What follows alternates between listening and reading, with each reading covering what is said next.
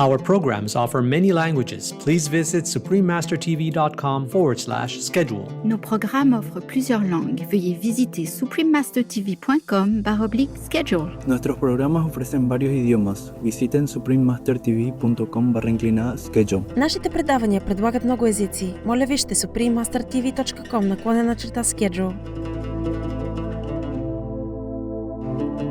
And even as each one of you stands alone in God's knowledge, so must each one of you be alone in his knowledge of God and in his understanding of the earth. Please continue watching to find out more.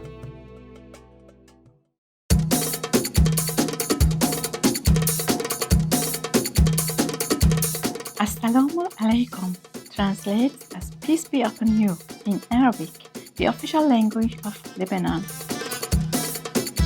My name is Alina.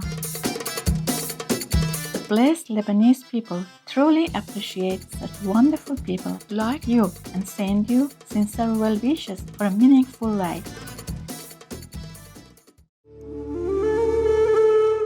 Born in 1883, Kahlil Gibran was an enlightened Lebanese philosopher, author, poet, artist, and mystic who immigrated to the United States when he was young. As a writer, he inspired a transformation in Arabic literature with his simple and direct style, as well as his choice of highly relatable themes. Perhaps surprisingly, some of his best-known works were written in English and achieved popular acclaim among many American readers. Published in 1923, The Prophet became Kahlil Gibran's most famous work. This book, comprised of 26 poetic essays, was begun while he was still a youth in Lebanon. The Prophet made Kahlil Gibran one of the best-selling poets in the world. Its inspirational words have been quoted in various books and are still cited widely today for their uplifting wisdom and clarity.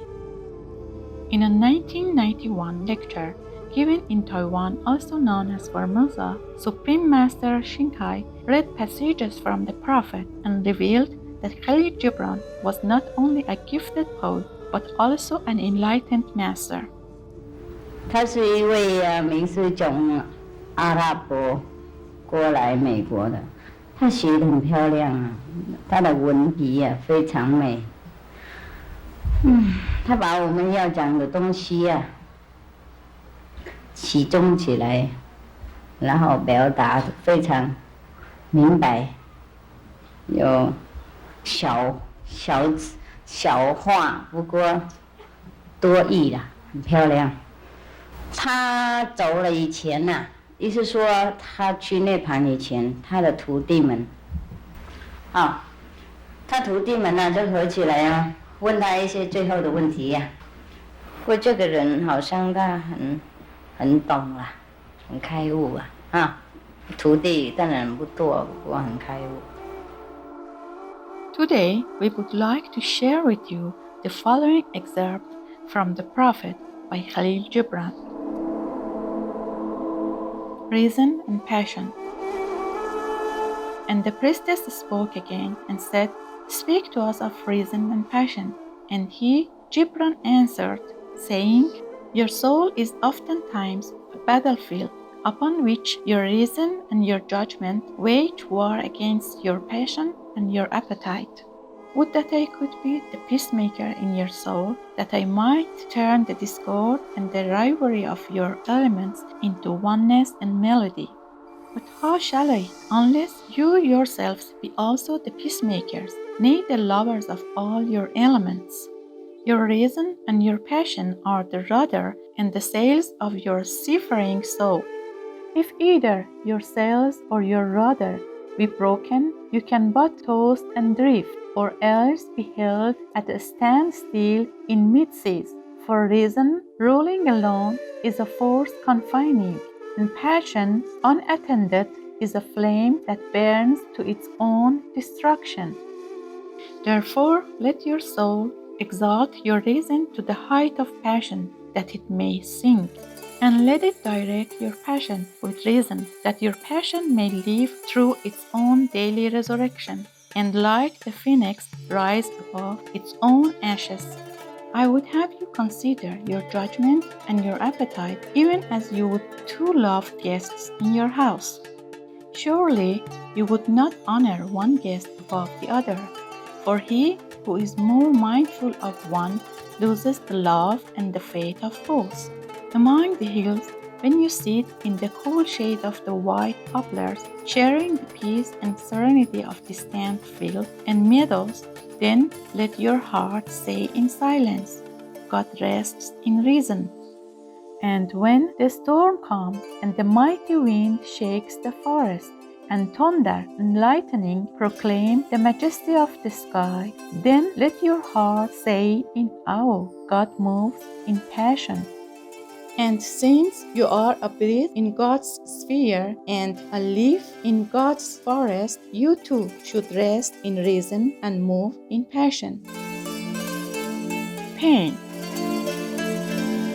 And the woman spoke, saying, Tell us of pain. And he, Gibran, said, Your pain is the breaking of the shell that encloses your understanding. Even as the stone of the fruit must break, that its heart may stand in the sun, so must you know pain. And could you keep your heart in wonder at the daily miracles of your life, your pain would not seem less wondrous than your joy, and you would accept the seasons of your heart, even as you have always accepted the seasons that pass over your fields, and you would watch with serenity through the winters of your grief. Much of your pain is self-chosen. It is the bitter potion by which the physician within you heals your sick self. Therefore, trust the physician and drink his remedy in silence and tranquility. For his hand, though heavy and hard, is guided by the tender hand of the unseen. And the cup he brings, though it burn your lips, has been fashioned of the clay which the potter has moistened with his own sacred tears. Self-knowledge. And the man said, Speak to us of self-knowledge. And he, Gibran, answered, saying, Your hearts know in silence the secrets of the days and the nights, but your ears thirst for the sound of your heart's knowledge. You would know in words that which you have always known in thought. You would touch with your fingers the naked body of your dreams, and it is well, you should. The hidden wellspring of your soul must not rise and run murmuring to the sea, and the treasure of your infinite depths would be revealed to your eyes. But let there be no scales to weigh your unknown treasure, and seek not the depths of your knowledge with a staff or sounding line. For self is a sea boundless and measureless. Say not, I have found the truth, but rather, I have found a truth. Say not, I have found the path of the soul. Say rather, I have met the soul walking upon my path. For the soul walks upon all paths. The soul walks not upon a line, neither does it grow like a reed. The soul unfolds itself like a lotus of countless petals. Teaching. Then said the teacher, Speak to us of teaching. And he, Gibran, said, No man can reveal to you aught but that which already lies half asleep in the dawning of your knowledge. The teacher who walks in the shadow of the temple among his followers gives not of his wisdom, but rather of his faith and his lovingness.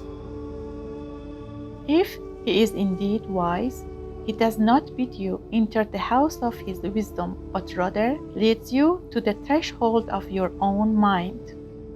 The astronomer may speak to you of his understanding of space, but he cannot give you his understanding.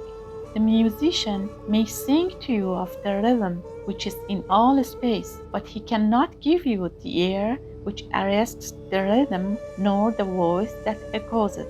And he who is versed in the science of numbers can tell of the regions of weight and measure, but he cannot conduct you thither. For the vision of one man lends not its wings to another man.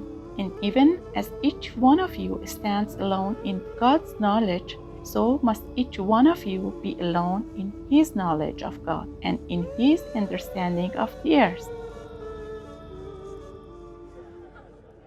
Jubilant viewers, we appreciate your lovely company for Reason and Passion and other poetic essays from the Prophet by Kahlil Gibran, part 1 of 2 on Words of Wisdom.